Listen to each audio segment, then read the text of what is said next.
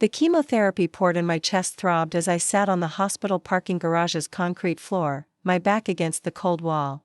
The eviction notice crumpled and my trembling hands read, "Final notice, vacate within 24 hours." My husband Marcus had stopped paying our rent 3 months ago, right around the time my oncologist delivered the devastating news, stage 3 lymphoma. "I can't do this anymore, Elena," Marcus had said just hours earlier, his voice echoing in our now empty apartment. The moving truck idled outside while I underwent my 3rd round of chemo. "This isn't what I signed up for. You're dying, and I need to think about my future." Before we jump back in, tell us where you're tuning in from, and if this story touches you, make sure you're subscribed, because tomorrow, I've saved something extra special for you. The irony was exquisite. If only he knew that his future, his entire career, his salary, even the biotech company he bragged about working for, all of it flowed from the woman he'd just abandoned in a hospital parking garage. I pulled my phone from my purse with shaking fingers, the device feeling impossibly heavy. The password screen read, "BioCure Industries, the pharmaceutical empire I'd built from nothing, starting in a garage much like this one 15 years ago." Marcus knew me as Elena Rodriguez, the freelance translator struggling to make ends meet. He had no idea I was Dr. Elena Catherine Rodriguez, founder and CEO of one of the world's most innovative cancer research companies. Before we begin, I want to take a moment to thank each of you for being part of this incredible journey. If you're enjoying these stories of empowerment, consider subscribing. It's completely free and helps us build this amazing community. Let's dive in. The diagnosis had come at the worst possible time, just as my company was on the verge of a breakthrough.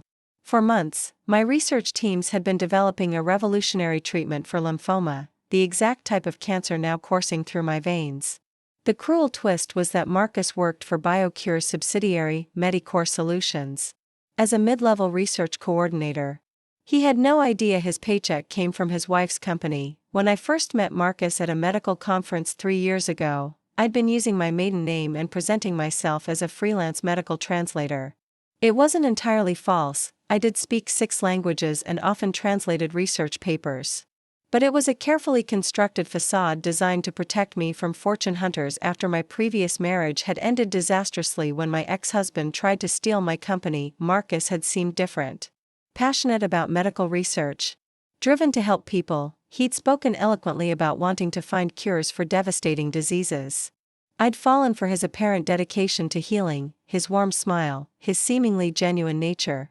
So when he proposed, I'd maintained my cover, even going so far as to purchase a modest apartment under my maiden name and live there with him. The apartment we'd just been evicted from. My phone buzzed with a text from Sarah Chen, my chief operating officer and the only person who knew about my double life. Emergency board meeting moved to tomorrow. The lymphoma treatment shows 97% success rate in final trials. FDA approval expected within weeks. You need to be there. Preparing and narrating. This story took us a lot of time, so if you are enjoying it, like this video, it means a lot to us. Now back to the story. I stared at the message, feeling a bitter laugh bubble up from my chest. In less than a month, BioCure Industries would release the cure for the very disease that was killing me. The treatment I'd personally designed in my private lab, working 18-hour days while maintaining the facade of being a struggling translator. Another text from Sarah. Marcus submitted his quarterly report. He's recommending we discontinue the lymphoma project. Says it's not financially viable. The board wants your input before tomorrow's meeting. My hands stopped shaking. Marcus had access to preliminary data through his position at Medicore, but he didn't understand what he was looking at. None of them did. Only I knew that we were days away from the most significant medical breakthrough of the decade, and my husband, my soon-to-be ex-husband, was actively trying to kill the project that could save millions of lives, including mine. I thought about the house Marcus had been eyeing in the wealthy suburbs, the one he said we could never afford on our combined income. I remembered him scrolling through luxury car websites, muttering about how he deserved better after all his hard work at BioCure. He'd been planning our future based on what he thought was his potential, never realizing he was already living off my success. The parking garage was getting colder, and I could feel my weakened immune system struggling against the autumn chill. I had a choice to make. I could maintain my cover, continue chemotherapy as Elena Rodriguez, and hope the treatment would be ready in time. Or I could reveal the truth and reclaim control of my company, my cure, and my life. A security guard approached, his flashlight cutting through the growing darkness. "Ma'am, are you alright? Visiting hours ended an hour ago." I stood slowly, my legs unsteady from the chemo, and adjusted the worn jacket that had become my uniform of poverty. "I'm fine," I lied, pulling out my phone. "Just making some calls." As the guard walked away, I scrolled through my contacts to a number I hadn't called in months, my private driver. Within 30 minutes, a black sedan would arrive to take me to the penthouse I'd purchased under my real name, the one Marcus had never seen.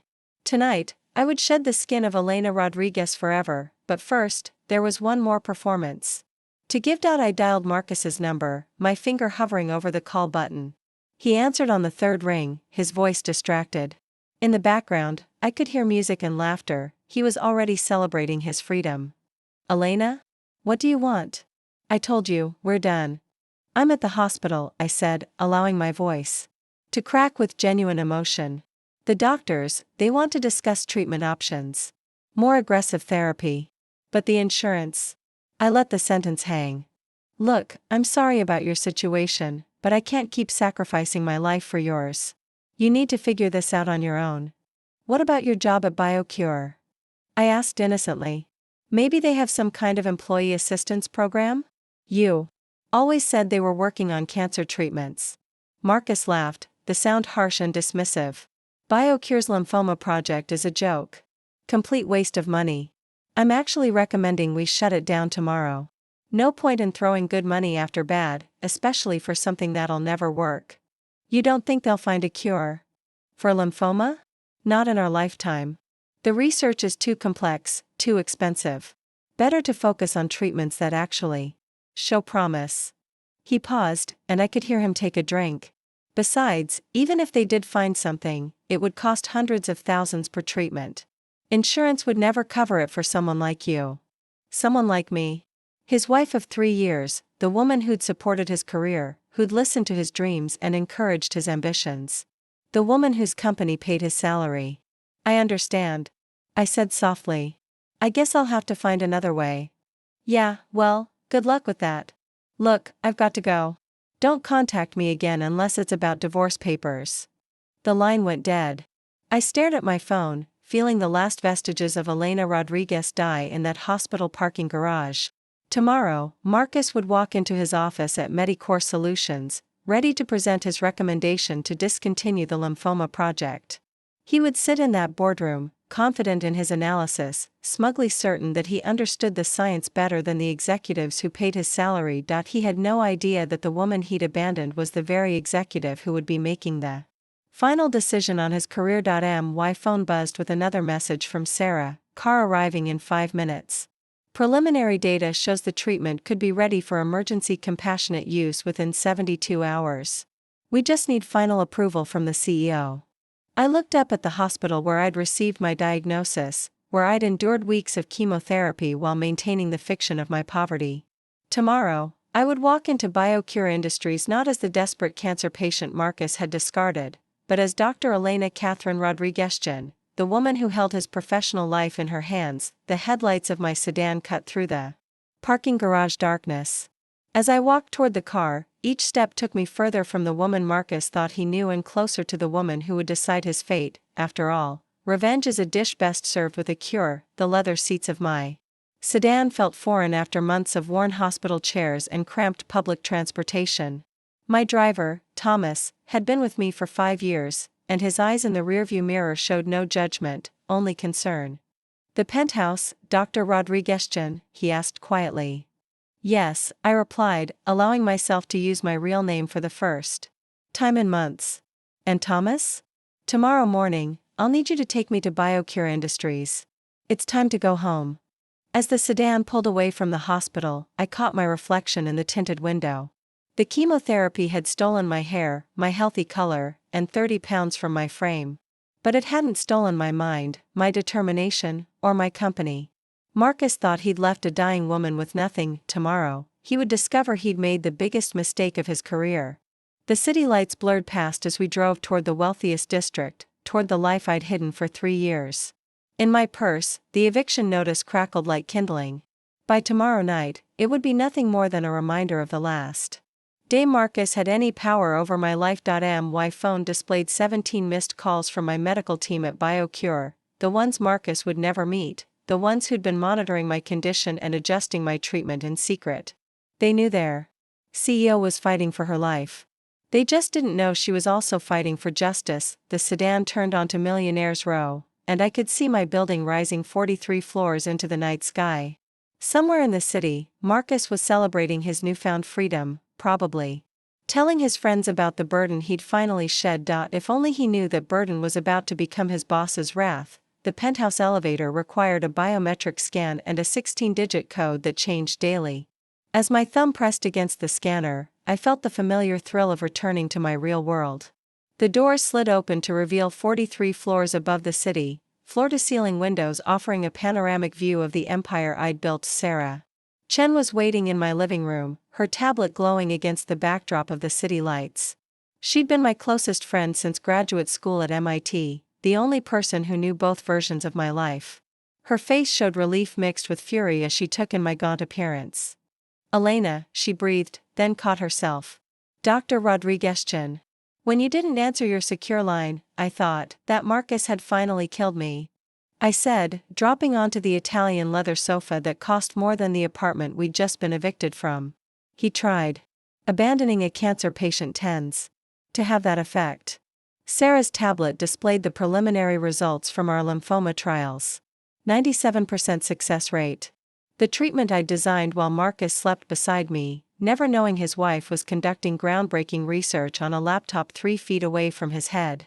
"The board is rattled," Sarah reported, settling into the chair across from me. "Marcus's report recommending we shut down the lymphoma project has them questioning the entire research division. Without your input for the past 3 months, some of them are wondering if we should restructure." I laughed, a sound that held no humor. Restructure my own company based on the recommendations of a mid-level coordinator who doesn't understand his own data? How delightfully ironic. Sarah pulled up Marcus's quarterly report on her tablet. I'd been receiving copies through encrypted channels, but seeing it displayed in my penthouse made the betrayal feel fresh. Page after page of analysis that was technically competent but strategically blind. Marcus understood the individual components of our research but couldn't see the bigger picture. "He actually makes some valid technical points," Sarah admitted reluctantly. "His criticism of the delivery mechanism shows real insight. But his conclusion?" She shook her head. "He's recommending we abandon 3 years of research because he can't see how the pieces fit together." I stood and walked to the window, looking down at the city where Marcus was probably still celebrating his freedom. Tomorrow morning, he would drive to Medicore Solutions in the leased BMW he could barely afford, park in his assigned space, and prepare to present his case for killing the project that could revolutionize cancer treatment. "What time is the board meeting?" I asked. 10 a.m. Emergency session. The preliminary trial results came in this afternoon, and Marcus's report is on the agenda immediately after. Sarah paused. "Elena, the treatment could be ready for emergency approval within days. Your oncologist at BioCure has been asking when you'll be ready to begin the new protocol." I turned from the window. "Dr. Elizabeth Warren has been treating me? She's been overseeing your case personally. She knows you're the CEO, and she's been coordinating with your public oncologist to ensure continuity of care. The official records show Elena Rodriguez receiving standard treatment, but Dr. Warren has been monitoring your response and adjusting protocols based on our research." The complexity of maintaining my dual identity had required an elaborate network of medical professionals, legal representatives, and corporate structures. Sarah had orchestrated it all, ensuring that Elena Rodriguez remained publicly poor and struggling while Dr. Rodriguez-Chen continued to run a billion-dollar pharmaceutical company. "Marcus tried to access higher-level research data last week," Sarah continued, scrolling through security reports. "His clearance level denied him, but he's been asking questions about why certain projects are classified above his pay grade." I pulled up Marcus's employment file on my phone. 3 years ago, when we'd first started dating, I'd had him thoroughly investigated. The background check revealed a man driven by ambition but limited by his narrow focus. He was competent within his specialty but lacked the visionary thinking required for true innovation. His performance reviews? I asked. Consistently average. Good technical skills, poor leadership potential, limited strategic thinking. His supervisor notes that he tends to focus on immediate obstacles rather than long-term possibilities. Sarah's fingers flew across her tablet. Ironically, those same qualities that make him unsuitable for advancement also made him perfect for your cover story. The bitter truth was that I'd chosen Marcus partly because he was safe. After my first marriage ended with my ex-husband's attempt to steal my company, I'd wanted someone who wouldn't be interested in my success because he wouldn't be capable of recognizing it. Marcus's intellectual limitations had made him the perfect cover. There's something else, Sarah said, her tone growing serious. Marcus has been meeting with Jennifer Walsh from Helix Pharmaceuticals. Our competitor analysis suggests they're interested in recruiting him. I felt a chill that had nothing to do with the chemotherapy. Jennifer Walsh was Helix's VP of Strategic Development, known for her ruthless tactics in acquiring talent and intellectual property. If Marcus was talking to Helix about BioCure's research, what level of access does Marcus have to our proprietary data? Limited, but he's seen enough to piece together parts of our approach. If he were to share even incomplete information with Helix. Sarah didn't need to finish. Industrial espionage was a constant threat in pharmaceutical research. I walked to my home office, a space Marcus had never seen. The walls were lined with degrees, patents, and awards in my real name. Photos with Nobel laureates, world leaders, and medical pioneers documented a career Marcus couldn't have imagined. In the center of one wall hung my first patent, filed when I was 26, novel approaches to targeted cancer therapy. The irony was perfect. The woman Marcus thought couldn't even land a minimum wage job had been revolutionizing cancer treatment since before they met. Pull up his communication logs, I instructed, settling behind my desk. I want to see every email, every phone call, every text message from the past week. Sarah's tablet displayed a comprehensive surveillance report. Our corporate security team monitored all employee communications for intellectual property protection, a policy Marcus had signed without reading. His recent exchanges with Jennifer Walsh were illuminating. Walsh, your insights about lymphoma research could be valuable to the right company. Marcus, BioCure is wasting millions on dead-end projects. I have documentation. Walsh, Helix values practical thinking. Perhaps we should discuss your future. I read through their conversation, watching my husband plan to betray not just me personally, but my company professionally. He was prepared to sell BioCure's research to our biggest competitor, all while believing he was too smart for his current employers. Schedule a meeting with Jennifer Walsh, I told Sarah. Tell her BioCure's CEO wants to discuss potential collaboration opportunities. Don't mention my name. Elena, if Marcus has already shared, then we'll know exactly what he's told them. I leaned back in my chair, feeling the first stirrings of the woman who'd built an empire. And we'll know how to destroy both their careers simultaneously. My reflection in the office window showed a woman transformed. The defeated cancer patient was gone, replaced by the pharmaceutical executive who'd never lost a corporate battle. Tomorrow, Marcus would learn the difference between the two. What about your treatment? Sarah asked quietly. Dr. Warren says you should begin the new protocol immediately. I considered this. The experimental treatment could begin tomorrow. But it would require me to reveal my identity as a patient at BioCure. Once that happened, there would be no more hiding, no more dual lives. Schedule it for tomorrow afternoon, I decided. After the board meeting. After Marcus learns who he's been living with. Sarah nodded, making notes on her tablet. The executive team has been asking about your absence. 3 months is the longest you've ever been away from day-to-day operations. Tell them their CEO had some personal business to handle. Tomorrow, they'll understand exactly what that business was. I stood and walked to the floor-to-ceiling windows overlooking the city. Somewhere below, Marcus was probably in his one-bedroom apartment, the place he'd moved to after abandoning me. He thought he was starting fresh, beginning a new life free from the burden of a dying wife. He had no idea his new life was about to be very short-lived. Sarah, I need you to prepare something for tomorrow's board meeting. A complete dossier on Marcus Rodriguez, his employment history, performance reviews, communication logs, and his meetings with Helix Pharmaceuticals. You're going to expose him publicly. I'm going to expose him professionally. Let the board see exactly what kind of employee recommends shutting down a billion-dollar breakthrough because he's too limited to understand the science. My phone buzzed with a text from an unknown number. Elena, I hope you find somewhere to stay tonight. I packed your remaining things and left them with building management. I showed the message to Sarah, who read it with disgust. He's actually proud of himself. He thinks he's being practical, I corrected. He genuinely believes he's made a smart decision, cutting loose a liability before it could damage his career prospects. Another message appeared. By the way, don't try to contact me at work. I told my supervisor about our situation, and HR knows not to forward any calls from you. Sarah looked up from her tablet. He's using company resources to block personal communications? That's a violation of our employee handbook. Add it to his file, I said, feeling a cold satisfaction.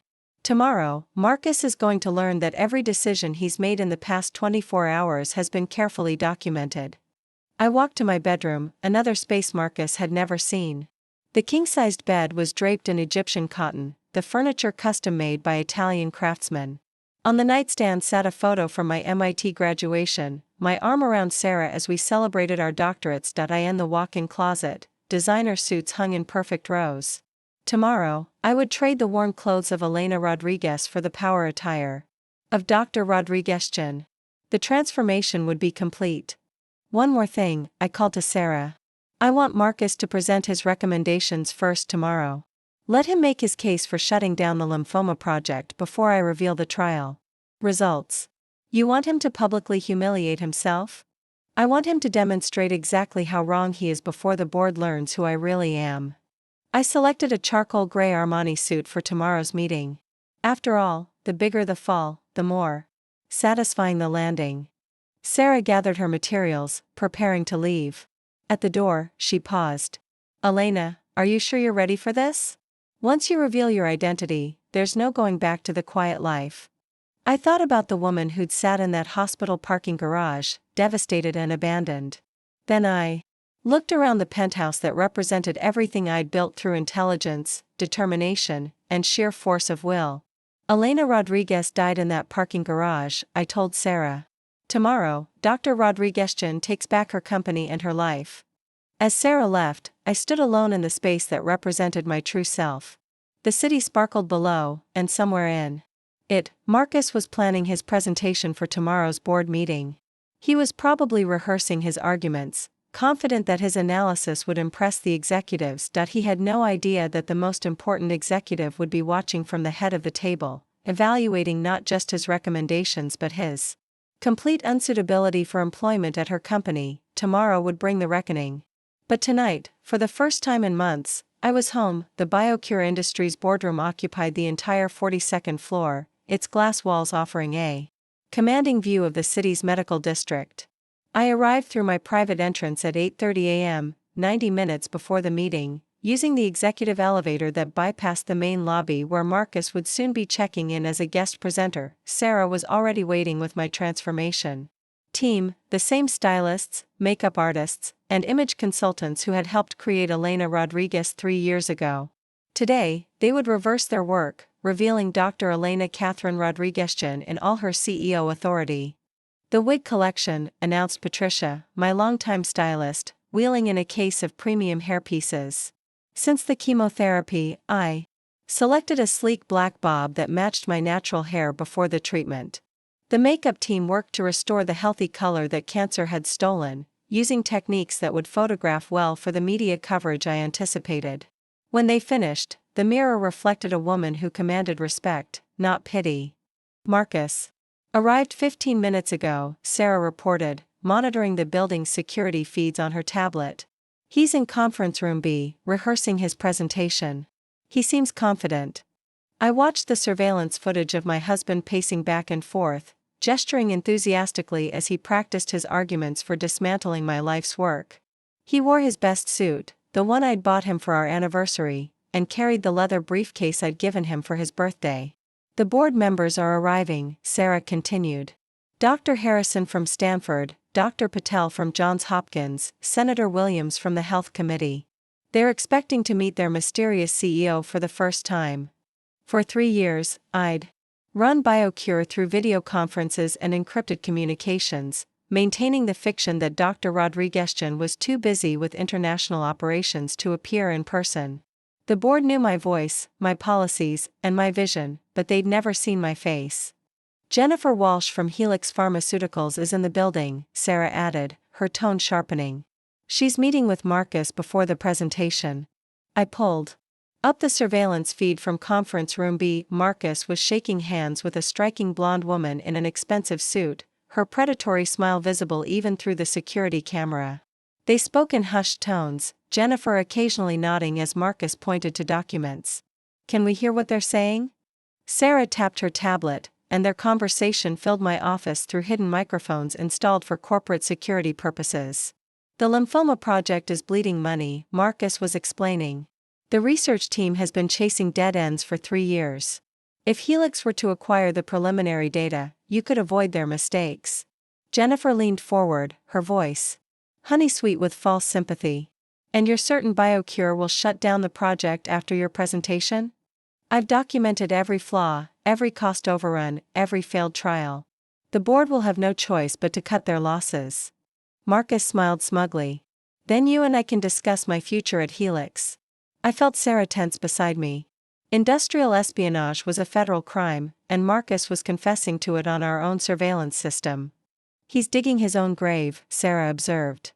Good. I replied, adjusting my suit jacket. Let him dig deeper. The Armani suit fit perfectly, its charcoal gray fabric conveying both authority and approachability. The pearl necklace had been my mother's, Dr. Maria Rodriguez, the first woman to head oncology at Cedars-Sinai. She'd worn it to every important meeting of her career, and now it would witness my most important confrontation. 5 minutes until the board meeting, Sarah announced. Marcus will present first, followed by the trial results, then your appearance. I reviewed my notes one final time. The lymphoma treatment showed a 97% success rate in final trials, with minimal side effects and the potential to revolutionize cancer care. Marcus's recommendation to abandon the project would look catastrophically wrong once the board saw the data. Dr. Rodriguez, Sarah said formally, it's time to reclaim your company. The executive conference room fell silent as I entered through the door marked CEO only.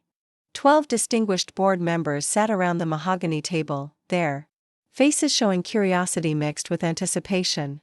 At the far end, Marcus stood beside a projection screen, his presentation material spread before him. He didn't recognize me. The woman he'd abandoned in a hospital parking garage now sat at the head of the table in a $5,000 suit, her appearance transformed by professional styling and the confidence of absolute power.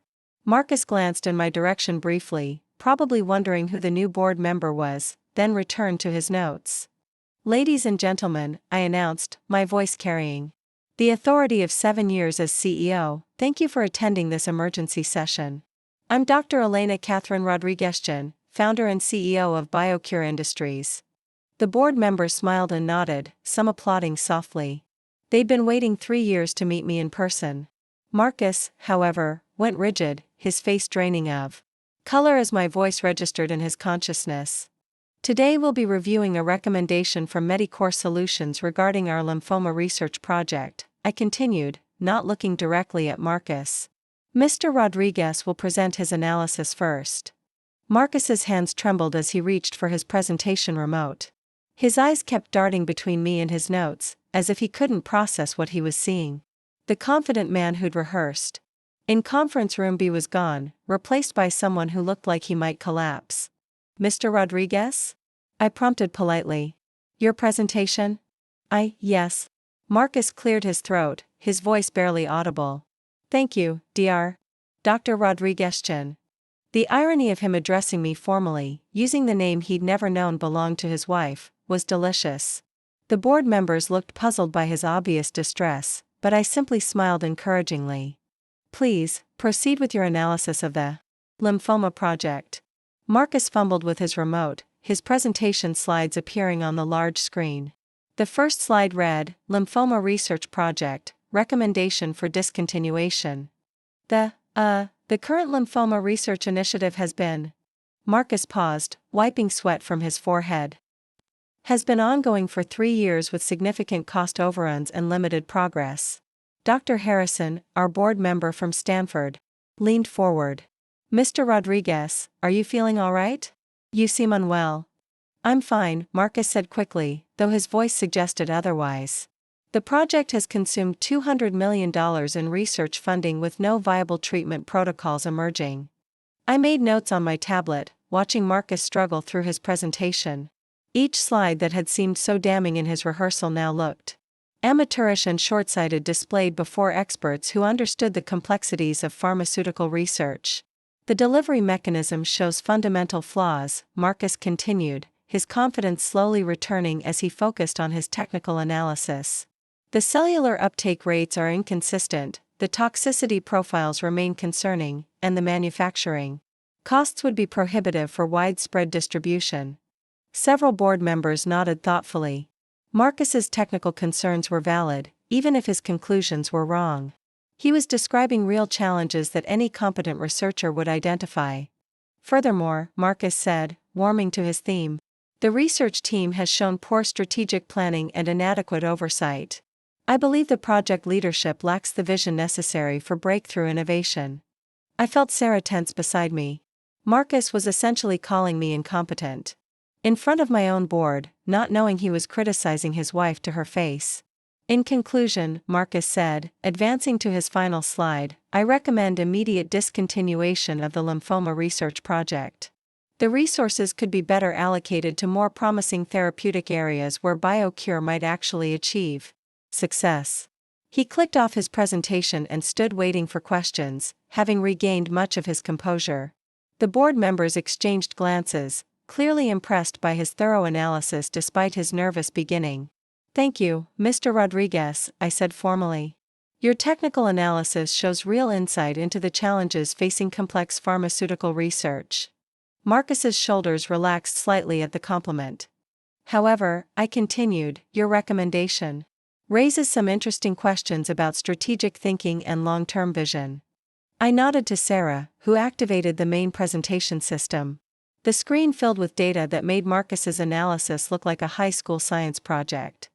Members of the board, what Mr. Rodriguez doesn't know is that yesterday we received final trial results for our lymphoma treatment protocol.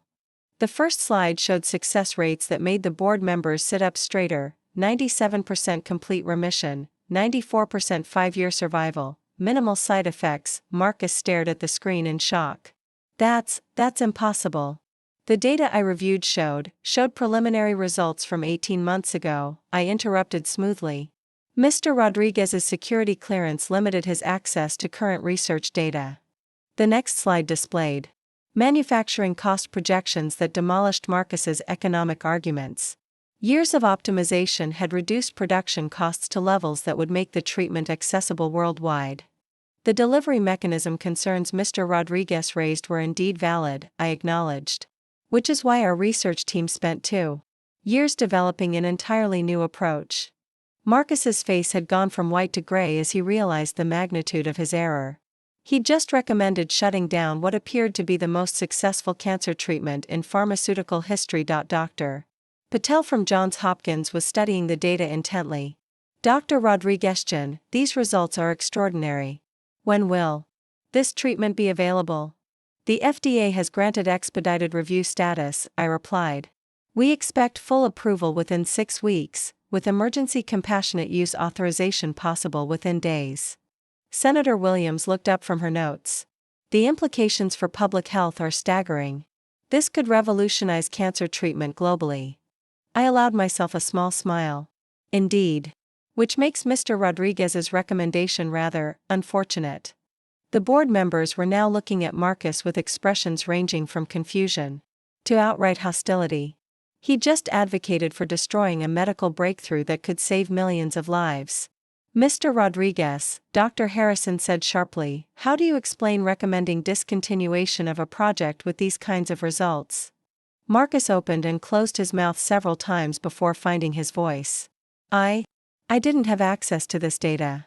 The information available to me suggested Suggested that you didn't understand the scope of the research you were evaluating, I finished. Which raises serious questions about your analytical capabilities and professional judgment. Sarah was taking notes on her tablet, documenting every moment of Marcus's professional destruction. The man who'd abandoned his dying wife was now watching his career implode in real time. There's one more thing the board should know, I announced, advancing to the next slide. We've discovered that Mr. Rodriguez has been sharing BioCure's proprietary research data with Helix Pharmaceuticals. The slide displayed excerpts from Marcus's communications with Jennifer Walsh, his offers to provide insider information in exchange for employment opportunities. The board's reaction was immediate and unanimous.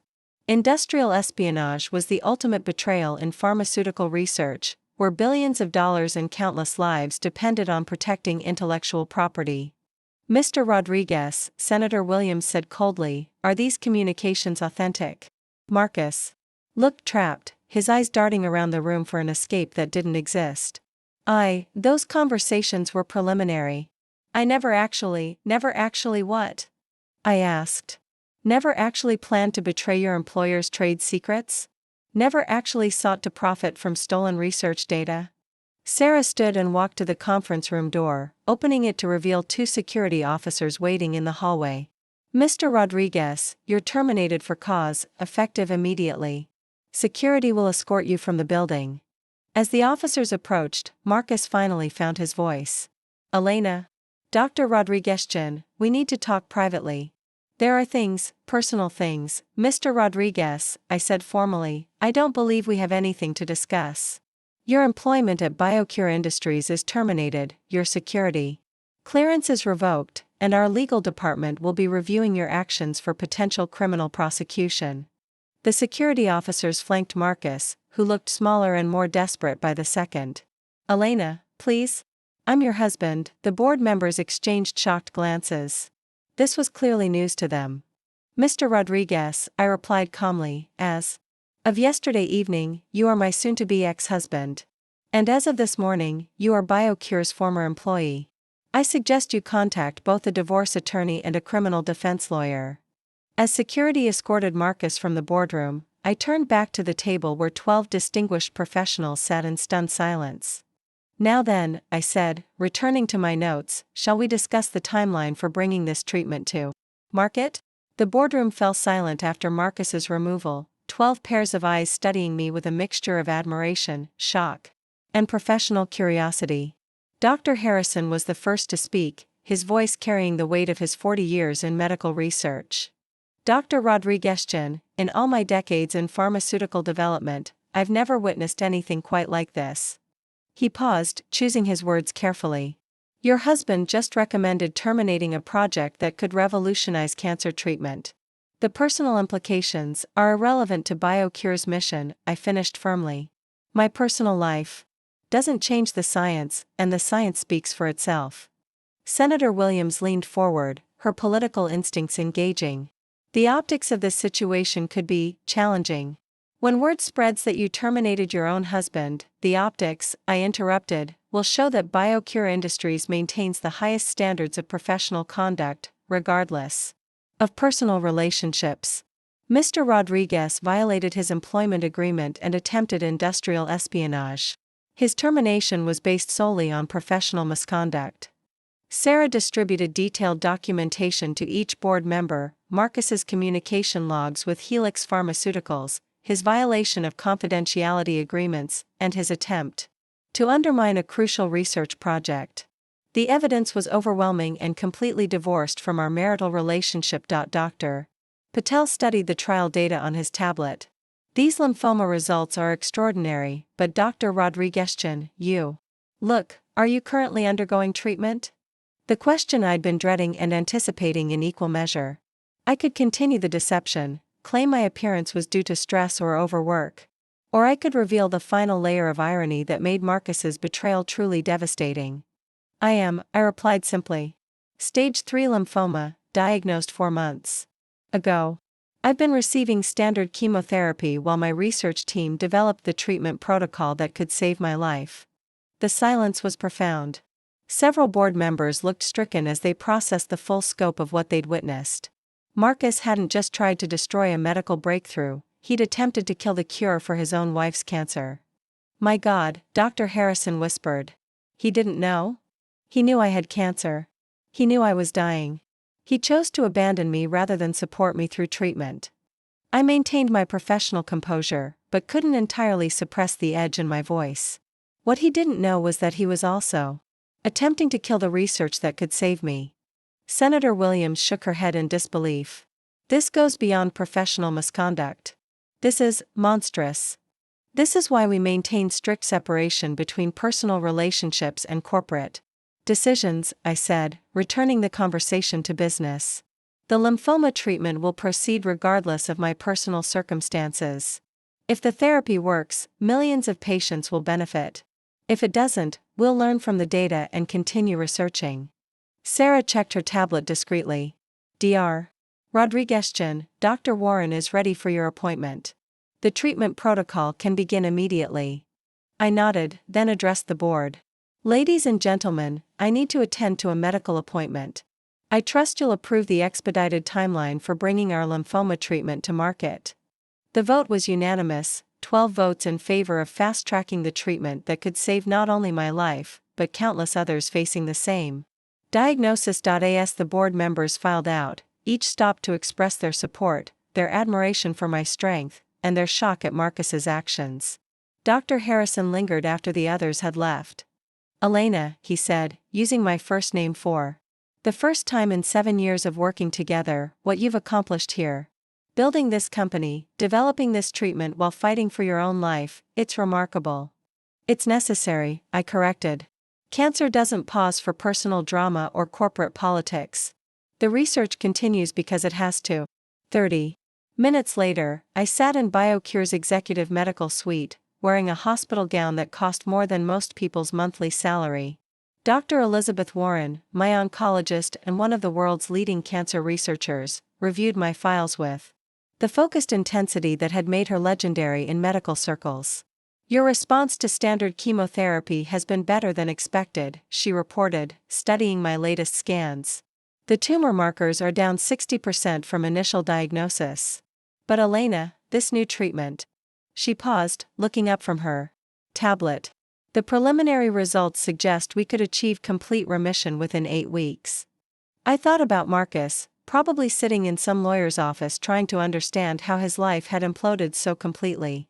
He'd walked away from what he thought was a dying woman, never realizing she was about to cure herself. There are risks, Dr. Warren continued. This is still experimental therapy. While the trial results are extraordinary, we're essentially making you our first VIP patient. I'm also the patient who designed the treatment, I pointed out. If I don't have confidence in my own research, why should anyone else? Dr. Warren smiled grimly. Fair point. The irony isn't lost on me that you're treating your own condition. When did you first suspect you had lymphoma? 6 months ago. I was experiencing fatigue that I attributed to stress, but when the symptoms worsened, I ran some tests. I remembered those first terrifying scans, the moment I realized I was facing the very disease my company was researching. The diagnosis came 3 days after we achieved our first successful trial results in mice. So you've been racing your own cancer. And winning, I added. The human trials proved our approach works. Now we prove it works on the person who created it.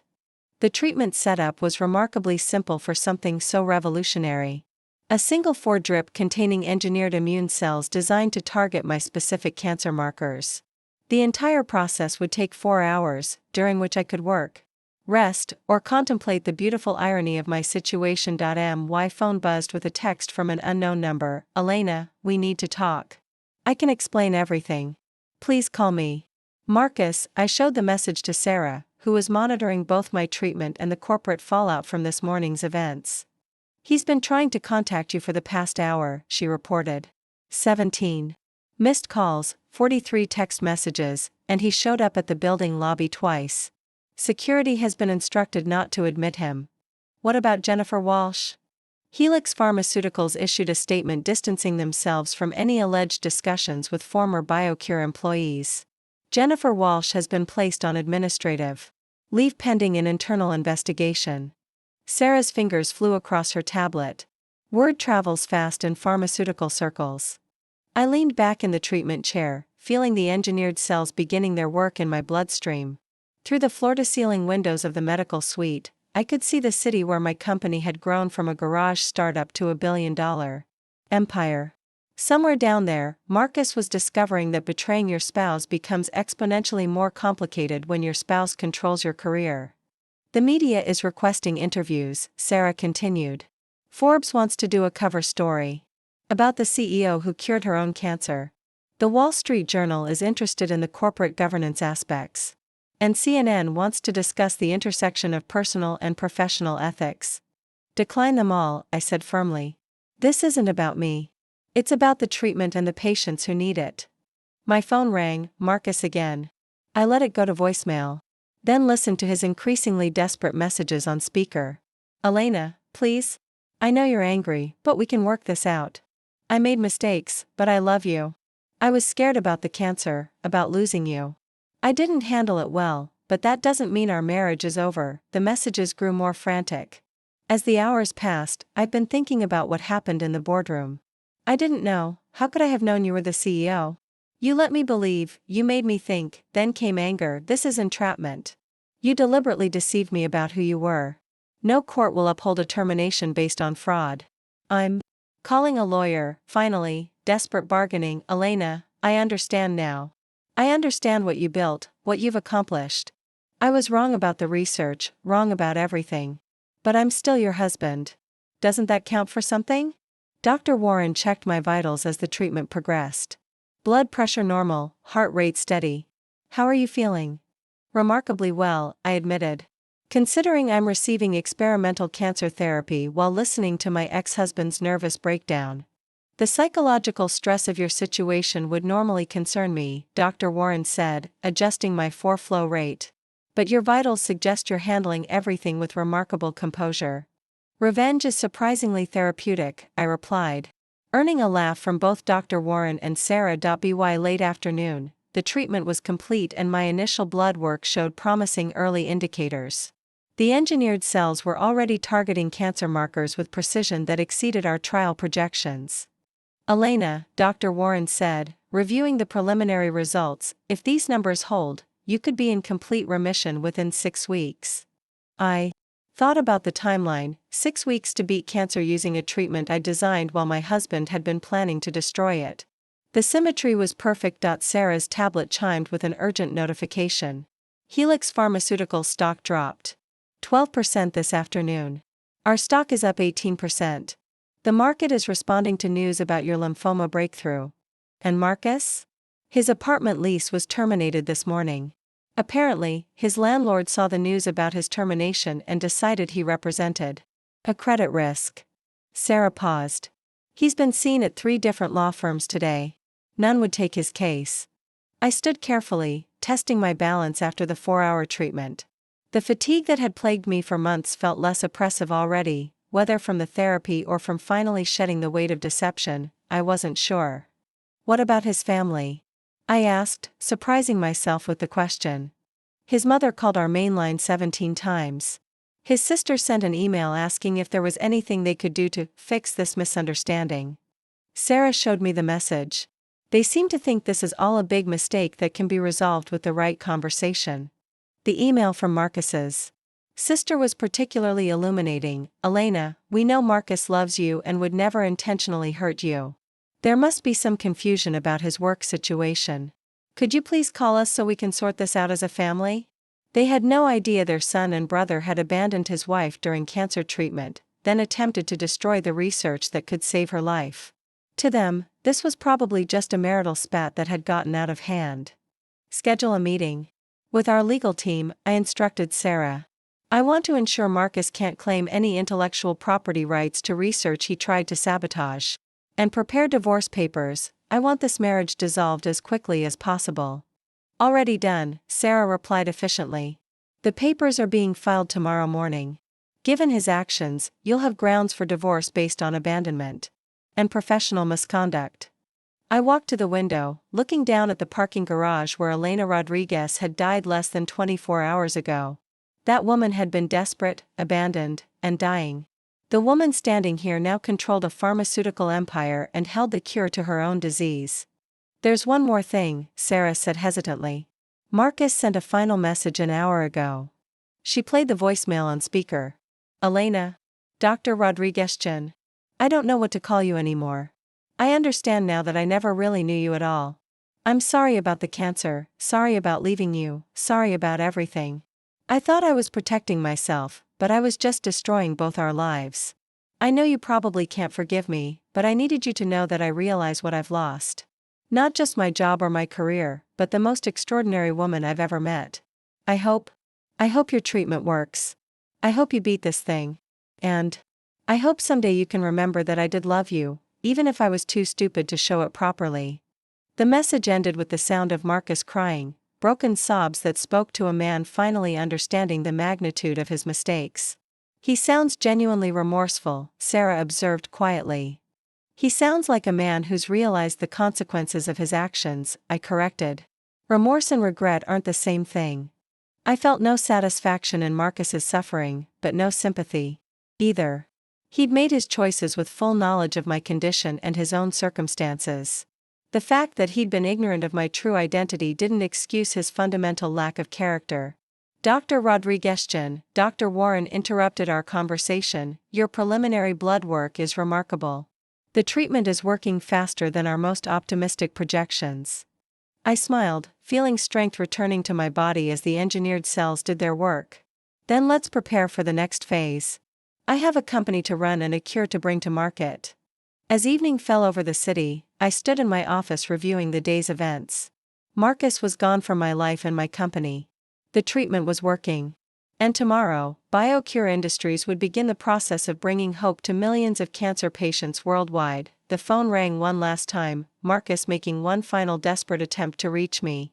I let it ring, then blocked his number permanently. After all, some bridges are meant to be burned. 3 weeks after the boardroom confrontation, I stood before a mirror in my penthouse bathroom, running my fingers over the fine dark hair beginning to emerge across my scalp. The experimental treatment was working beyond our most optimistic projections. Not only had my cancer markers dropped to undetectable levels, but my body was recovering with remarkable speed. Sarah knocked on the bathroom door.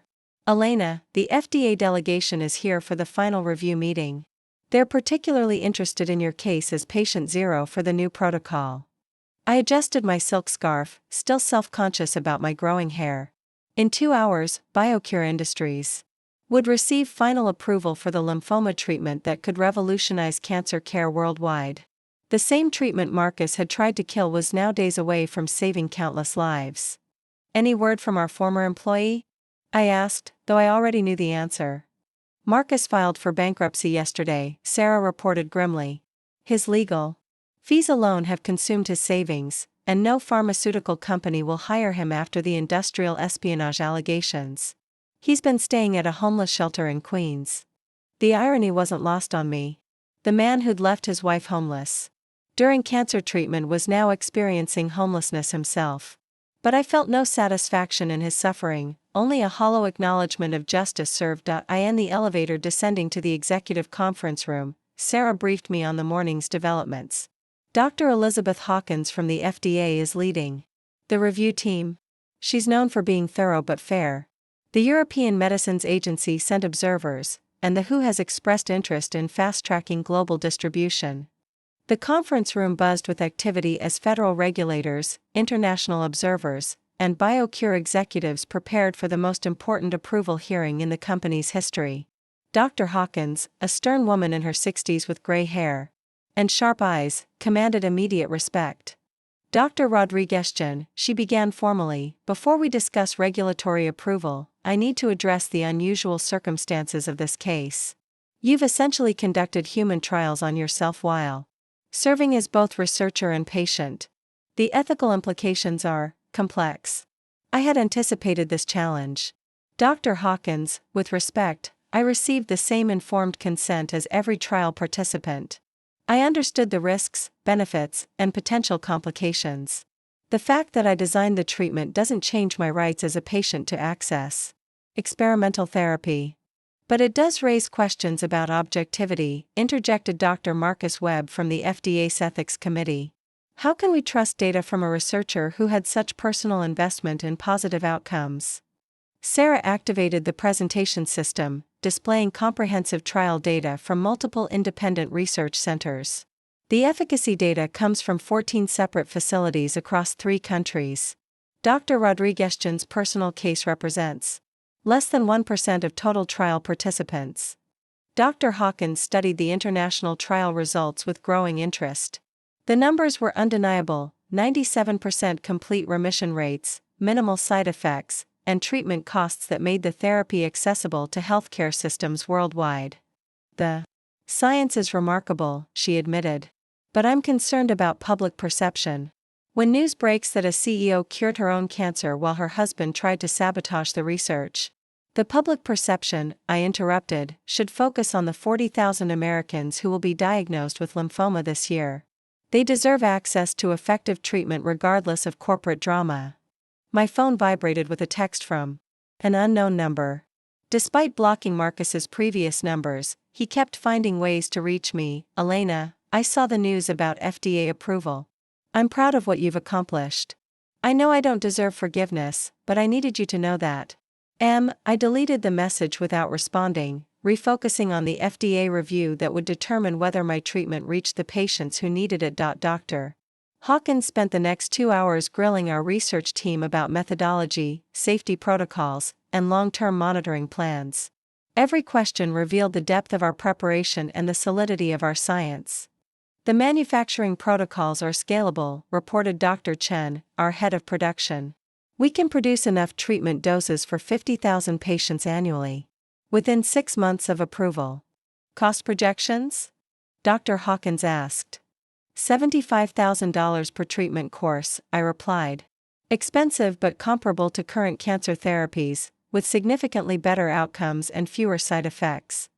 The FDA team exchanged glances, clearly impressed by both the science and the practical implementation strategy. After 4 hours of intense questioning, Dr. Hawkins called for a brief recess. Elena, Sarah whispered as the regulators huddled in private discussion, your latest blood work came back. Cancer markers are undetectable for the 3rd consecutive week. I felt a surge of vindication that had nothing to do with revenge and everything to do with scientific triumph. The treatment was working exactly as designed, proving that years of research had led to genuine breakthrough therapy. Dr. Hawkins returned with her team, her expression carefully neutral. Dr. Rodriguez, the FDA is prepared to grant expedited approval for BioCure's lymphoma treatment protocol, pending final documentation review. Congratulations. The room erupted in applause from our team and the international observers. Senator Williams, attending as a board member, smiled broadly as she took notes for her upcoming healthcare committee hearings. There is one condition, Dr. Hawkins added, raising her hand for silence. Given the unusual circumstances surrounding this approval, the FDA requires complete transparency about your personal involvement in the research. The public deserves to understand the full context of this breakthrough. I nodded, understanding the implications. My story would become public knowledge. The CEO who discovered she had cancer, designed her own cure, and survived her husband's betrayal to bring hope to millions of patients. After the FDA team departed, I retreated to my office for the first private moment I'd had all day. The city spread below me, bustling with life that would soon include cancer patients who had access to genuine hope instead of just prolonged treatment. Sarah entered with a bottle of champagne and 2 glasses. To beating cancer and saving lives. To proving that science works, I corrected, accepting a glass. Even when everything else falls apart. My secure phone rang, Dr. Warren calling with my latest scan results. Elena, I've been reviewing your imaging from this morning. The lymph nodes that showed cancer activity 6 weeks ago are completely normal. Your bone marrow biopsy shows no trace of malignant cells. By every medical measure, you're in complete remission. I set down my champagne glass, feeling tears well up for the first time since my diagnosis. Not tears of sadness or fear, but of profound relief and scientific satisfaction. Dr. Warren, when can we begin treating other patients under the compassionate use protocol? Tomorrow, if you approve it. We have 17 patients with advanced lymphoma who've exhausted standard treatments. They're perfect candidates for immediate intervention. I thought about those 17 people facing the same terror I'd experienced in that hospital parking garage 6 weeks ago. Unlike me, they wouldn't have to wait for research completion or FDA approval. The cure was ready. Approved, I said immediately. Begin treatments tomorrow morning. After Dr. Warren ended the call, Sarah showed me her tablet displaying news coverage of the FDA approval. The headlines told the story from every angle. BioCure Industries receives FDA approval for revolutionary lymphoma treatment. CEO cures own cancer while husband attempts corporate sabotage. From garage startup to medical breakthrough. The Elena Rodriguez story. Pharmaceutical executive survives cancer and betrayal. To save lives, the business networks were analyzing stock implications. Medical journals were reviewing the scientific breakthrough, and social media was buzzing with a story that seemed too dramatic for fiction. There's a development you should know about, Sarah said, switching to a different news feed. Marcus gave an interview to Channel 7 News this afternoon. She played the video on her tablet. Marcus sat in what appeared to be a social services office, his appearance gaunt and disheveled. The confident executive I'd married was gone, replaced by a broken man who looked older than his 38 years. I want people to understand that Elena, Dr. Rodriguez, is an extraordinary woman, he said to the interviewer. I failed her in every way possible. I abandoned her when she needed support, I tried to destroy work that could save lives, and I betrayed the trust of the most brilliant person I've ever known. The interviewer pressed him about the corporate espionage allegations. Mr. Rodriguez, do you deny attempting to share proprietary research with Helix Pharmaceuticals? I don't deny it, Marcus replied, his voice hollow. I was angry, desperate, and stupid. I thought BioCure had wasted years on pointless research. I couldn't see the bigger picture because I was too focused on my own limited understanding. Do you regret your actions? Marcus was quiet for a long moment, staring at his hands. I regret everything. I regret leaving Elena when she was fighting for her life. I regret not seeing her brilliance for what it was. I regret that 40,000 cancer patients almost lost access to treatment because of my ignorance and selfishness. The interview continued with Marcus taking full responsibility for his actions and expressing hope that the lymphoma treatment would help patients worldwide. There was no self-pity, no attempt to justify his behavior, just a man acknowledging the magnitude of his failures. He's not asking for forgiveness, Sarah observed. He's not trying to win you back. He just seems destroyed by understanding what he did. I studied Marcus's face on the screen, seeing genuine remorse rather than the desperate bargaining of his earlier messages. The man who'd mocked his wife's unemployment was now publicly praising her achievements while admitting his own moral bankruptcy. It doesn't change anything, I said firmly. Acknowledgement of mistakes doesn't undo their consequences. My phone buzzed with a message from Jennifer Walsh. Dr. Rodriguez, I owe you a personal apology. I was unaware of Mr. Rodriguez's personal circumstances when he approached Helix. His betrayal of your trust makes our discussions even more reprehensible. I've resigned from Helix and am seeking addiction treatment for what I now recognize as unethical behavior patterns. I hope your recovery continues successfully. The message surprised me. Jennifer Walsh had been known for ruthless corporate tactics, not personal accountability. Perhaps witnessing the consequences of industrial espionage had prompted genuine reflection on her own ethics. Elena, Sarah said, checking her phone, we have a situation developing. News crews are gathered outside Marcus's homeless shelter. They want his reaction to your complete recovery. I pulled up the live news feed on my computer. Marcus emerged from the shelter looking even more haggard than in his earlier interview, surrounded by reporters shouting questions about my health and his feelings about the medical breakthrough. Mr. Rodriguez, how do you feel knowing your wife beat cancer using treatment you tried to shut down? Marcus stopped walking, turning to face the cameras with an expression of profound exhaustion.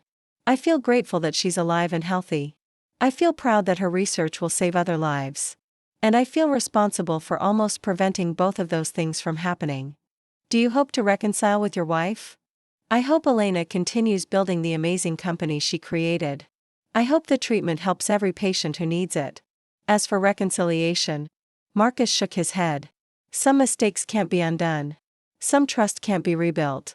Elena deserves a life free from the man who failed her so completely. The raw honesty in his voice was striking. This wasn't the calculated response of someone seeking redemption, but the exhausted acceptance of a man who understood that some consequences are permanent. One more question, Mr. Rodriguez. If you could speak to your wife directly, what would you say? Marcus looked directly into the camera, his eyes red-rimmed but clear. Elena, I'm sorry. Not because I want anything from you, but because you deserved better than what I gave you. You deserved support during your illness, respect for your work, and loyalty in your marriage. I failed on every count. I hope you live a long, healthy life surrounded by people who recognize your worth. You've earned that happiness. The newsfeed cut away to anchors discussing the broader implications of the story, but I continued staring at the screen where Marcus's image had been moments before. He's not fighting the divorce, Sarah reported, checking her legal updates. His lawyer contacted our team this morning. Marcus is waiving any claim to assets, alimony, or settlement. He just wants the marriage dissolved as quickly as possible. I felt a complex mix of emotions, relief, vindication, and something that might have been closure. Marcus had destroyed our marriage and nearly destroyed my company, but his complete acceptance of responsibility suggested that some part of the man I'd originally loved still existed beneath the wreckage of his poor choices.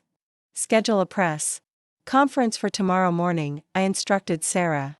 It's time to tell our story properly, not as a tale of personal revenge, but as a medical breakthrough that will change cancer treatment forever. And Marcus? I considered the question carefully. Marcus made his choices and he's living with the consequences. I don't wish him further suffering, but I also don't wish him back in my life. Some chapters end definitively. As evening fell over the city, I stood at my office window watching lights illuminate buildings where people lived, worked, and faced their own struggles with illness, betrayal, and hope. Tomorrow, 17 cancer patients would begin treatment with my lymphoma protocol. Next month, hundreds more would have access to genuine hope instead of just prolonged suffering. The cure was real, the science was sound, and lives would be saved.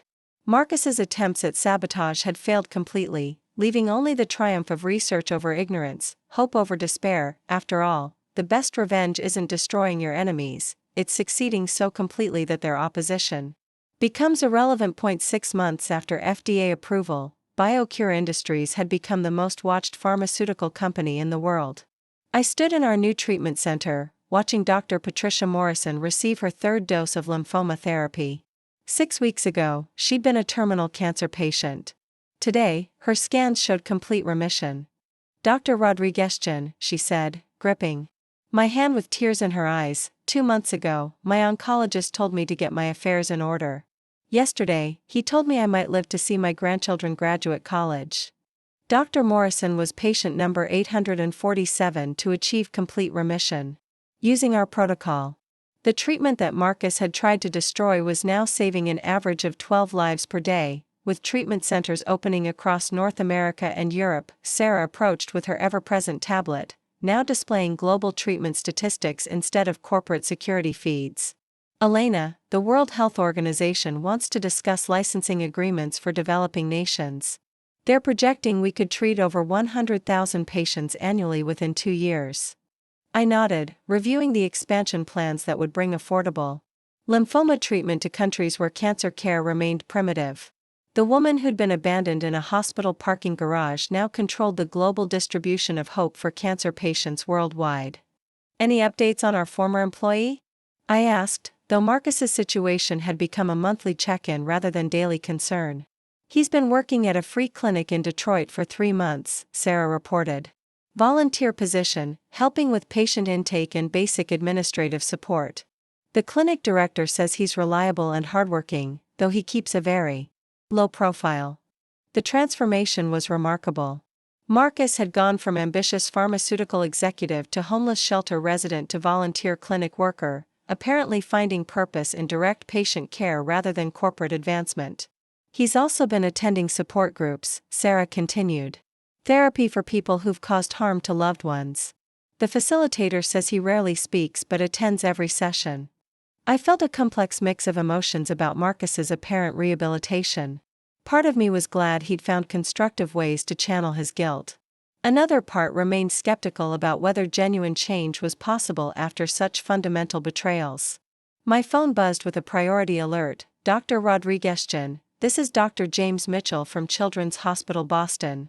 We have a 12-year-old lymphoma patient whose parents specifically requested our pediatric adaptation of your protocol. Would you be available for consultation? I looked at Dr. Morrison, now scheduling her next appointment with renewed hope in her voice, then at the treatment center filled with patients receiving life-saving therapy. The decision was immediate. Tell Dr. Mitchell I'll be on the next flight to Boston, I replied. The pediatric oncology ward at Children's Hospital Boston carried a different weight than adult cancer centers. Here, the patients played video games between chemotherapy sessions and decorated their 4 poles with superhero stickers. 12-year-old Emma Chen sat in bed reading a book about marine biology, her parents flanking her chair with expressions of desperate hope. Dr. Rodriguez, her mother said, standing immediately, thank you for coming. Emma's oncologist said you might be able to help. Dr. Mitchell briefed me on Emma's case while we walked to his office. Advanced lymphoma, hasn't responded to standard protocols. Her tumor burden is significant, but she's otherwise healthy and a perfect candidate for your adapted treatment. I studied Emma's scans and lab results, seeing myself 6 months earlier, facing the same disease with the same statistical projections for survival. The difference was that Emma's cure already existed, tested and proven effective. The pediatric adaptation requires dosing adjustments, I explained to her parents. The treatment protocol is essentially the same, but we modify it for her body, weight and developmental stage. Emma's father, a software engineer, asked detailed questions about side effects and success rates. Her mother, a teacher, wanted to understand the timeline and what Emma could expect during treatment. Will I lose my hair again? Emma asked quietly, unconsciously touching the scarf covering her head. Probably not, I answered honestly. Our treatment is much gentler than traditional chemotherapy. Most patients keep their hair, and many feel stronger during treatment rather than weaker. The hope in her parents' eyes was familiar, the same desperate optimism I'd seen in mirrors during my own darkest moments. But unlike my experience, Emma's family wouldn't face abandonment or betrayal. They would face this together. Dr. Rodriguez, Emma said, setting down her marine biology book, my mom told me you had the same cancer I have. She said you invented your own cure. I did, I confirmed. And now that cure can help you too. Were you scared? The question took me back to that hospital parking garage, to the moment when fear and abandonment had nearly overwhelmed me. I was terrified, I admitted. But fear can motivate us to fight harder and think more clearly. Emma nodded seriously. My dad says being scared means you understand that something matters. I'm scared because I want to live long enough to study. Wales. Her simple wisdom reminded me why the work mattered beyond corporate success or personal vindication. Emma represented thousands of children who deserved the chance to grow up, to study marine biology, to contribute to the world in ways we couldn't yet imagine. Dr. Rodriguez, Dr. Mitchell said, we're ready to begin Emma's treatment whenever you approve the protocol. I reviewed the customized treatment plan one final time, ensuring every detail was optimized for a 12-year-old patient. The engineering was identical to my own therapy, but the delivery required the precision of treating someone whose body was still developing. Approved, I said, signing the authorization. Begin treatment tomorrow morning. The flight back to New York gave me time to reflect on how completely my life had changed. 6 months ago, I'd been a cancer patient hiding my identity and enduring my husband's abandonment. Today, I was personally overseeing the treatment of children facing the same disease I'd conquered. Sarah met me at the airport with updates on our expanding global operations. The European trials are showing identical success rates to our American results. The Japanese regulatory team approved our application for emergency use. And Elena. She paused, smiling. Time magazine wants to name you Person of the Year. Decline the interview, I said automatically. The focus should be on the patients, not the person who developed the treatment. They're not requesting an interview. Sarah clarified. They're awarding you the title based on your impact on global health. The cover story will focus on the medical breakthrough and its implications for cancer treatment worldwide. I considered this as our car navigated through Airport traffic. Public recognition had never been my goal, but if it brought attention to lymphoma research and encouraged other pharmaceutical companies to pursue breakthrough therapies, perhaps the exposure served a larger purpose. One condition, I said finally. The article must include information about other cancer research programs that need funding. If I'm getting recognition for solving lymphoma, let's use that platform to highlight the cancers we haven't cured yet. My phone buzzed with a text. From an unknown number, Dr. Rodriguez, this is Emma's mom. She wanted me to tell you that she started drawing pictures of whales again for the first time since her diagnosis. She says knowing she might get to study them someday gave her hope. Thank you for giving us our daughter's future back. Susan Chen, I showed the message to Sarah, feeling the familiar tightness in my throat that accompanied moments when the human impact of our work became viscerally real. Elena, Sarah said quietly, you've built something extraordinary here. Not just a company or a treatment, but hope for people who had none. The statement reminded me of a conversation with my mother during medical school. Dr. Maria Rodriguez had told me that the highest calling in medicine wasn't developing the most elegant science, but ensuring that science reached the patients who needed it most. Back at BioCure headquarters, the evening shift was managing treatment protocols for patients across 3 time zones. Night shift pharmacists prepared personalized doses for morning treatments, while research teams in London and Tokyo shared data about protocol refinements. I walked through the facility, observing the coordinated effort required to deliver hope to hundreds of patients daily. In the research wing, teams were already working on applications for other cancers, lung, breast, pancreatic, using principles learned from our lymphoma breakthrough.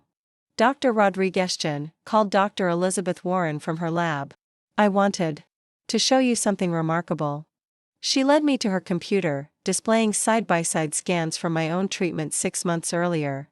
The before images showed extensive cancer involvement throughout my lymphatic system.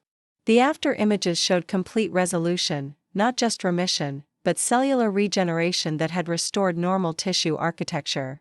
Your recovery has exceeded every projection, Dr. Warren explained. The lymph nodes aren't just cancer-free, they're functioning better than baseline. It's as if the treatment didn't just cure the disease, but optimized your immune system. I studied the scans, seeing objective proof of my body's triumph over the disease that had threatened to kill me. The woman who designed this treatment, while hiding her identity from her husband, was now healthier than she'd been before cancer struck. More importantly, Dr. Warren continued, we're seeing similar optimization in most patients. The treatment appears to provide long-term immune enhancement, potentially protecting against cancer recurrence. The implications were staggering. Our lymphoma therapy might not just cure existing cancer, but prevent future malignancies from developing. The treatment Marcus had tried to destroy could revolutionize cancer prevention as well as treatment. Dr. Warren, I want this data included in our next publication. If we're providing immune enhancement beyond cancer treatment, patients and oncologists need to understand the full scope of benefits. As I prepared to leave the office, Sarah handed me a final message of the day. Elena, I saw the news about Time magazine. You deserve every bit of recognition you're receiving. I hope you know that your work is changing the world. I also hope you're finding happiness in your new life. You've earned both success and peace. Marcus, the message was different from his previous communications, less desperate, more genuine. The man who'd abandoned me during my darkest hour was now celebrating my triumph without seeking personal benefit from the acknowledgement. I deleted the message without responding, but felt something that might have been closure. Marcus had lost everything through his own choices, but he'd apparently found enough moral clarity to celebrate my success without expecting forgiveness or reconciliation. The elevator to my penthouse rose through 43 floors of the building that housed my life's work. At the top, my apartment waited with its panoramic view of the city where thousands of cancer patients now had access to hope instead of just palliative care. I stood at the floor-to-ceiling windows, looking down at the lights representing millions of lives, some touched by cancer, some threatened by future illness, all potentially benefiting from research that continued advancing every day. Tomorrow would bring new patients, new challenges, and new opportunities to extend the reach of effective cancer treatment. Emma Chen would receive her first dose of therapy and begin the journey from terminal diagnosis to complete recovery. Hundreds of other patients worldwide would follow similar paths from despair to hope. The phone rang one final time, Dr. Mitchell calling from Boston. Dr. Rodriguez, I wanted to update you on Emma's preparation for tomorrow's treatment. She spent the evening researching whale migration patterns and making plans for her future marine biology studies. Her optimism is remarkable. Children are often the strongest cancer patients, I replied. They approach treatment as an adventure rather than an ordeal. There's something else, Dr. Mitchell continued.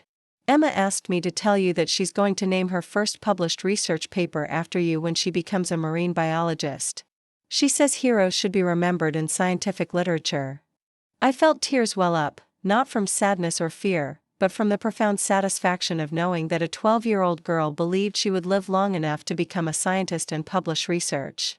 Tell Emma, I said quietly, that the best way to honor any scientist is to keep asking questions and seeking answers. If she becomes a marine biologist, that will be honor enough. After ending the call, I sat in my living room surrounded by the awards, patents, and recognition that documented my career. But the most meaningful acknowledgement was a text message from a 12-year-old planning her future as a whale researcher. The cure was real, the science was solid, and hope was spreading one patient at a time. Marcus's betrayal had become irrelevant, overwhelmed by the magnitude of lives saved and futures restored. After all, the ultimate revenge against those who try to destroy your dreams is making those dreams come true on a scale they never imagined. Possible. 1 year after the boardroom confrontation that changed everything, I stood at the podium of the Nobel Prize ceremony in Stockholm, my speech notes forgotten as I looked out at an audience that included cancer survivors, researchers, and dignitaries from around the world. The woman who had once sat broken in a hospital parking garage was now receiving the world's highest honor for contributions to medicine. When I was diagnosed with lymphoma, I began, my voice carrying clearly through the concert hall. I faced the same terror that grips every cancer patient, the fear that time was running out. What I didn't know was that my diagnosis would drive me to create something that could spare others from that same fear. In the audience, I could see Emma Chen, now 13 and cancer-free, sitting with her parents. Her latest scans showed no trace of disease, and her grades in advanced biology suggested her marine biology dreams were well within reach. Beside them sat Dr. Patricia Morrison, whose grandchildren would indeed see their college graduations, and hundreds of other patients whose lives had been transformed by the treatment I'd developed while fighting for my own survival. The real heroes, I continued, are not those who discover cures in laboratories, but those who fight for their lives every day while that research continues. They trusted an experimental treatment when conventional medicine had exhausted its options. Their courage made this breakthrough possible. Sarah sat in the front row, her tablet for once set aside as she listened to the culmination of a journey we'd shared through corporate deception, personal betrayal, and ultimate triumph. Beside her, Dr. Warren smiled with the satisfaction of an oncologist who'd watched her patient not only survive, but revolutionize cancer treatment for millions of others. Today, BioCure Industries operates treatment centers on 6 continents, I announced. Our lymphoma protocol has achieved complete remission in 94% of patients worldwide. But more importantly, we've proven that breakthrough science can emerge from the most personal struggles, that the deepest pain can fuel the most profound discoveries. The standing ovation lasted several minutes, but my attention was drawn to a figure standing alone at the back of the hall. Marcus had somehow gained admission to the ceremony, wearing a simple black suit that looked borrowed rather than owned. His face showed none of his former arrogance, only quiet pride mixed with profound sadness. Our eyes met briefly across the crowded hall. He nodded once, a gesture of acknowledgement and respect, then turned and walked away without attempting to approach. It was the perfect goodbye, recognition without intrusion, pride without possession. After the ceremony, the Nobel Committee hosted a reception where I mingled with world leaders, medical pioneers, and representatives from the patient advocacy groups that had championed our treatment's development. The conversation inevitably turned to future research directions and the potential for applying our breakthrough to other cancers. Dr. Rodriguez, said Dr. Hans Mueller, the committee chairman, your work represents a fundamental shift in how we approach cancer treatment. What's next for BioCure Industries? We're investigating applications for pancreatic, lung, and brain cancers, I replied. The same principles that conquered lymphoma may be effective against solid tumors. Our goal is to make cancer a manageable, chronic condition rather than a death sentence. Emma Chen approached shyly, carrying a wrapped package. Dr. Rodriguez-Chen, I wanted to give you something. Inside the wrapping was a handbound book titled Whale Migration Patterns, a study for Dr. Elena Rodriguez-Chen. Emma had spent months researching and writing a comprehensive analysis of whale behavior, complete with detailed illustrations and scientific citations. This is the first scientific paper I ever wrote, she explained. I wanted you to have it. Because you gave me the chance to write it. I felt tears threatening as I flipped through pages of careful research and beautiful drawings. This 13-year-old girl had created something remarkable while recovering from cancer, proving that survival could fuel creativity and hope rather than just relief. Emma, this is extraordinary. Have you considered submitting it to a junior science journal? Her eyes widened with excitement. Do you think it's good enough? I think you're going to be an exceptional marine biologist, I replied, meaning every word. Later that evening, in my hotel suite overlooking Stockholm's harbor, I videoconferenced with BioCure's global treatment centers for the daily patient update. The numbers had become routine but never lost their impact. 47 new patients began treatment today, 63 patients completed their protocols with clean scans, 2 patients experienced minor side effects that resolved with supportive care. Sarah joined the call from New York, where it was mid-afternoon. Elena, I have some news you should hear privately. Marcus contacted our legal department today. My stomach tensed despite the year that had passed since our last direct interaction. What does he want? He's not asking for anything, Sarah clarified quickly. He wanted to establish a charitable foundation using his remaining assets, about $30,000. The foundation would provide support services for cancer patients' families during treatment. The gesture was unexpected and, I had to admit, touching. Marcus had lost almost everything through his own poor choices, but he wanted to use what little remained to help other families avoid the kind of breakdown that had destroyed ours. He specifically requested that the foundation have no connection to you or BioCure, Sarah continued. He doesn't want any appearance of seeking forgiveness or redemption through charity. He just wants to help families stay together during cancer treatment. I considered this development while watching ships navigate Stockholm's harbor in the distance. Marcus's foundation would be tiny compared to the resources BioCure dedicated to patient support, but its personal nature suggested genuine transformation rather than calculated public relations. What did you tell our legal team? That we have no objection to his charitable activities as long as they don't attempt to capitalize on his former connection to you or the company. Sarah paused. Elena, I think he's genuinely trying to atone for what he did, not to win you back but to become a better person. The video call ended, leaving me alone with my thoughts in a Stockholm hotel room, holding a research paper written by a 13-year-old cancer survivor while contemplating my ex-husband's attempt to rebuild his life through service to others. My phone buzzed with a text from an unknown number. Elena, I saw the Nobel Prize ceremony on television. You were magnificent. I hope you know that watching you succeed brings me more happiness than any apology could express. I hope your work continues changing lives for decades to come. This will be my last message. You deserve a future free from reminders of past pain. Be well. Marcus. I read the message twice, then saved it before blocking the number. It felt like the final punctuation mark on a chapter of my life that had included profound love, devastating betrayal, and ultimately, unprecedented triumph. The next morning, I flew back to New York to resume the work that had become my life's defining mission. The Nobel Prize was an honor, but the real reward was the daily opportunity to transform despair into hope for patients facing their darkest moments. At BioCure headquarters, our research teams had prepared presentations on the next generation of cancer treatments.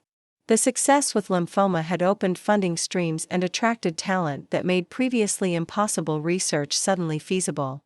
Dr. Rodriguez-Chen, announced Dr. Jennifer Walsh, not the former Helix executive, but a brilliant new researcher we'd recruited from Harvard. Our pancreatic cancer trials are showing preliminary success rates of 78%. If these results hold, we could have another breakthrough treatment within 2 years. I reviewed the data, seeing patterns that reminded me of our early lymphoma research. The same principles that had saved my life were now being adapted to save others facing different but equally deadly cancers. Approved for expanded trials. I decided. Let's find out how many cancer types we can conquer with targeted immune therapy. The afternoon brought a video call with treatment centers in London, Tokyo, and Sao Paulo. Each facility reported similar success rates and growing. Patient demand as word spread about effective lymphoma treatment. Our manufacturing capacity was struggling to keep pace with global need. Elena, Sarah said, joining me in my office after the international calls, I have one more update about Marcus. The free clinic in Detroit where he volunteers has nominated him for a community service award. Apparently, he's been instrumental in establishing support groups for families dealing with cancer. I felt a complex mix of emotions about Marcus's apparent rehabilitation. Part of me was glad he'd found constructive ways to channel his guilt into helping others. Another part remained skeptical about whether fundamental character change was possible after such profound betrayals. He's not seeking publicity, Sarah continued. The clinic director says he specifically requested that his name not be used in any media coverage. He just wants to help families stay together during medical crises. That evening, I stood again at the floor-to-ceiling windows of my penthouse, looking down at the city where my journey from abandoned cancer patient to Nobel laureate had unfolded. Somewhere in those lights, Marcus was probably preparing for another volunteer shift at a Detroit clinic, trying to help other families avoid the breakdown that had destroyed ours. The irony was perfect. The man who'd abandoned his wife during her cancer battle was now dedicating his life to keeping other families together during similar crises. Whether his transformation was genuine or performative, the families he helped would benefit from his experience with failure and loss. My phone displayed a final message of the day. Dr. Rodriguez Chen, this is Dr. Mitchell from Boston Children's Hospital. Emma Chen's latest scans show continued complete remission at her 1-year follow-up. She wanted me to tell you that she's been accepted to a summer marine biology program at Woods Hole. She says she's going to study whale communication and name her first discovery after the doctor who gave her time to make discoveries. Thank you for giving us our miracle. I set down the phone and walked to my home office, where the Nobel Prize now sat among patents, awards, and photos documenting a career that had survived personal betrayal to achieve global impact. But the most treasured item remained Emma's handbound whale research book, proof that survival could fuel dreams rather than just relief. The cure was complete, the science was proven, and hope was spreading across continents. Marcus's attempts at sabotage had not only failed but had inadvertently strengthened my resolve to succeed. His betrayal had revealed depths of determination I'd never known I possessed. As I prepared for bed in the penthouse that represented everything I'd built through intelligence, perseverance, and sheer force of will, I reflected on the journey from that hospital parking garage to the Nobel Prize podium. The woman who'd been abandoned with cancer had not only survived but had transformed her survival into salvation for millions of others. Emma Chen would grow up to study whales. Dr. Patricia Morrison would see her grandchildren graduate. Hundreds of thousands of cancer patients worldwide would live to celebrate birthdays, anniversaries, and achievements they'd thought were impossible. And somewhere in Detroit, Marcus would continue his quiet work helping families stay together during medical crises, carrying the weight of understanding what happens when love fails to survive its greatest test. The revenge was complete. But it had evolved beyond personal satisfaction into something far more meaningful, the knowledge that my worst moment had become the catalyst for my greatest contribution to humanity. After all, the ultimate victory isn't just surviving your enemy's attacks, it's transforming their betrayal into your life's greatest triumph, ensuring that their attempts to destroy you become the foundation for achievements they could never have imagined. The cancer was gone. The cure was real. The future was limitless, and Elena Rodriguez Chen, founder of BioCure Industries and Nobel Prize laureate, was finally, completely, triumphantly free. Up next, you've got 2 more standout stories right on your screen. If this one hit the mark, you won't want to pass these up. Just click and check them out. And don't forget to like, subscribe and turn on the notification bell, so you don't miss any upload from us.